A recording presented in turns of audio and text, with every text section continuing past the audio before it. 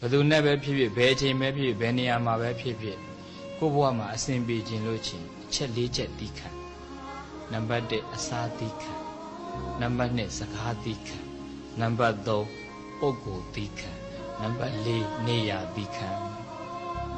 ဒီအချက်၄ချက်ကိုသာလေနေရာတိုင်းမှာအချိန်တိုင်းမှာလေ့ကျင့်နိုင်မယ်ဆိုရင်ဘယ်သူနဲ့ဖြစ်ဖြစ်အစဉ်ပြေတယ်ဘယ်နေရာမှာပဲစစ်စစ်အစဉ်ပြေတယ်ဘယ်အချိန်ပဲဖြစ်ဖြစ်အစဉ်ပြေတယ်အစာသီးခံရမယ်စကားသီးခံရမယ်နေရာသီးခံရမယ်ပုဂ္ဂိုလ်သီးခံရမယ်ဘယ်နေရာမှာပဲဖြစ်ဖြစ်အဲ့အစားတောင်ကြောင့်တတ္တဝါတွေအစားသိမခံနိုင်လို့ဒုက္ခရောက်တယ်ကိုစားကျင်တာလေးမစားရလို့ကိုမစားကျင်တာလေးစားရလို့အဲ့တော့အစားအသောက်ဆိုတဲ့သဘောကလည်းပဲကိုရတာကိုစားကျင်တဲ့စိတ်ရှိလို့သာလင်စားလိုက်ရတာဘလောက်ပဲကောင်းတဲ့အစားအသောက်ပဲဖြစ်ဘလောက်ပဲအရသာရှိတဲ့အစားအသောက်ပဲဖြစ်ပရိသတ်ကြီးဖိုက်ပြည့်ဘာရတာမှမရှိတော့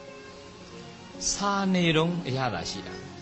တော့ဘလို့ပဲဖြစ်ဖြစ်ဗိုက်ပြည့်ရင်ပြီးတာပဲဆိုတဲ့စိတ်ကလေးနဲ့သာလင်စားနိုင်အောင်ကြိုးစားအစားအသောက်ကိုသိခံနိုင်အောင်ကြိုးစားဘယ်နေရာမှာပဲဖြစ်ဖြစ်အစဉ်ပြေတယ်သိခံတာအစားအသောက်လည်းသိခံတာဒုတိယသိခံဖို့ကအစားပြီးတော့စကားကလည်းသိခံရမယ်စကားလုံးတွေကိုလိုက်ခံစားလို့ပြဿနာတက်တာနေရာတိုင်းမှာအစဉ်ပြေခြင်းချိန်တိုင်းမှာအစဉ်ပြေခြင်းဘယ်သူနဲ့ပဲဖြစ်ဖြစ်အစဉ်ပြေခြင်းစကားသိခံစကားလုံးတွေသိခံရမယ်တို့တွေအဲ့စကားလုံးတွေလိုက်ခံစားတာဟောခက်ကြမ်းကြမ်းပြောလိုက်လို့ဆိုတဲ့အဲ့မကြားကျင်တဲ့အတန်တွေကြားလိုက်လို့ဖြစ်တဲ့ဒေါသ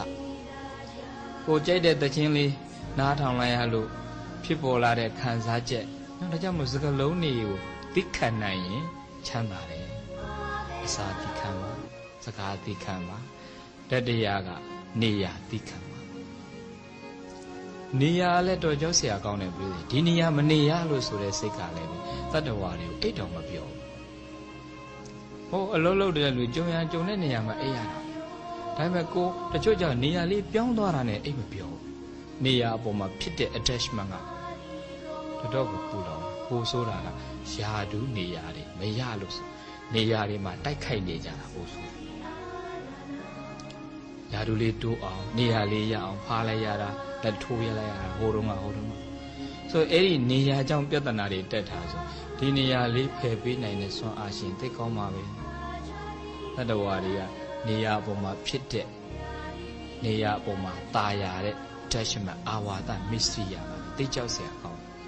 နေရာဖယ်ပေးရတာလဲတတ္တိပဲတတ္တိရှိမှနေရာဖယ်ပေးရတာတတ္တိမရှိရင်နေရာကိုတွေ့ထားလို့နေရာပြောက်မှကြောက်လို့ဒုက္ခရောက်နေတဲ့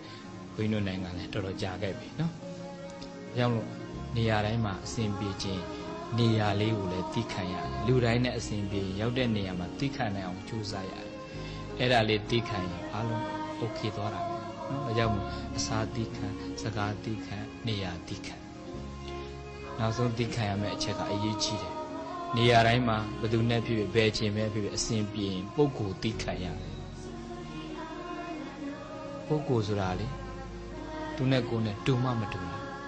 လူအမျိုးမျိုးဇယိုက်အထွေထွေ character အမျိုးမျိုးနဲ့တွေ့ကြုံဖြတ်သန်းရမယ်လူတွေနဲ့တွေ့တဲ့အခါမှာ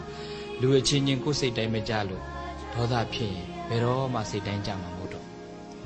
ကိုယ်သဘောတိုင်းမဖြစ်လို့သူ့အပေါ်မှာဒေါသတွေဖြစ်တယ်မကြည်မနှက်ဖြစ်ဘယ်တော့မှဖြစ်မှာမဟုတ်တော့ဘာဖြစ်လို့ဆိုကိုယ်တော်မှကိုယ်စိတ်တိုင်းကြမှာမဖြစ်တာကိုယ်တော်မှကိုယ်အလိုတိုင်းမှမဖြစ်တာဒါမှမဟုတ်ပုဂ္ဂိုလ်တွေအပေါ်မှာလည်းပဲကိုနဲ့သဘောမတူလို့ကိုနဲ့အစင်မပြေလို့ဆိုပြီးတော့တောကတွေဖြစ်မနေပါနဲ့ဒေါသတွေဖြစ်မနေပါနဲ့သူတို့ကိုသိခံနိုင်အောင်ကြိုးစားရရမလို့သိခံဖို့ခက်ခဲတဲ့အရာတွေထဲမှာကိုကအစားသိခံနိုင်အောင်ကြိုးစားပါစကားသိခံနိုင်အောင်ကြိုးစားပါနေရာသိခံနိုင်အောင်ကြိုးစားပါဘယ်လိုပုံကိုမျိုးဖြစ်ဖြစ်သူ့ရဲ့သဘောတဘာဝကိုသူ့ရဲ့ character လေးကိုသိအောင်သိခံနိုင်အောင်ကြိုးစားလိုက်စမ်းပါ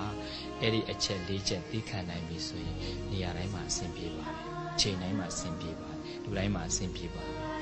သိခံရ